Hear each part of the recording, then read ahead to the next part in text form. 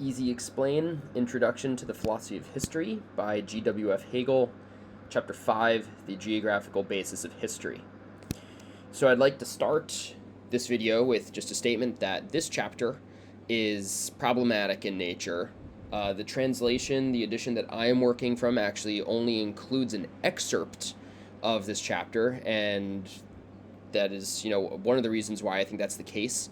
Essentially, what Hegel is doing here is that he's using this philosophy that he's building, specifically this idea, that there's a geographical basis of history, to explain things in a problematic way. For example, he's saying that the reason the European history has progressed and developed in the way that it has is because of its geography. And he's saying that's how European culture and society and civilization has gotten to that point. But he also uses the examples of North America for the Native Americans and Africa for Native Africans to explain, in his words, how and why those cultures and societies and civilizations have developed to the points that they have at that time. So we have to keep in mind this is 1822 Europe, definitely problematic in a handful of ways. That being said, building on our project here, going through this work, there's still a few little slivers, a few little tidbits we can pull from this chapter to continue to build our understanding of this philosophy en masse. Definitely just want to make that known before we get into this, and we'll continue with some of these passages. So the first one I feel like is actually usable, that we can pull out here for the understanding Hegel's philosophy of history, is Hegel says, by dressing itself thus in this natural garment, spirit allows its particular configurations to go their separate ways. For separation is the form of naturalness. We're seeing a little bit of it here.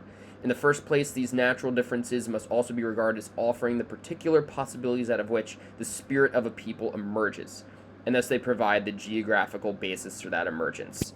So I selected this one to kind of give you an idea of where Hegel's coming from in this sense. I thought maybe this was one of the lesser flagrant examples I could use to just kind of, so you could kind of see where he's coming from and how he's phrasing this and constructing this.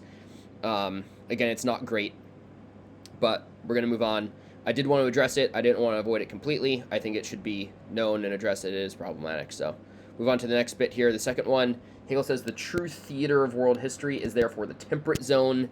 This is after, a few pages of argument where he's outlining how, there are places on Earth that are just too cold or too hot for people and peoples and culture and world history to develop. So he's using his rationality, his explanation here that this is why we see most developments in world history happening in the temperate zones, right? Think about where Europe is, right? And how most of the year it's, going through 4 seasons and yada, yada, yada, right?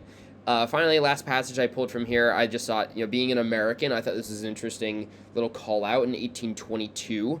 Hegel has seen some revolutions. He's seen the American Revolution. He's seen the French Revolution.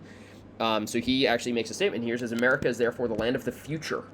In the time to come, the center of world historical importance will be revealed there.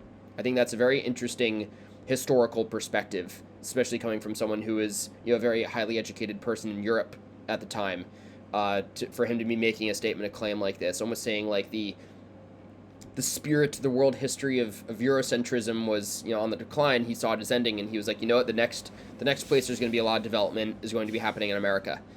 I thought that was very interesting for him to say in 1822. So, not much to say on this chapter. Again, I only even have access to an excerpt of it. I can see why. If you're reading this, you can probably see why. One more chapter to go here. We'll jump to that next. But for a very brief synopsis, just to kind of fill this gap in his building philosophy here, I hope it helps.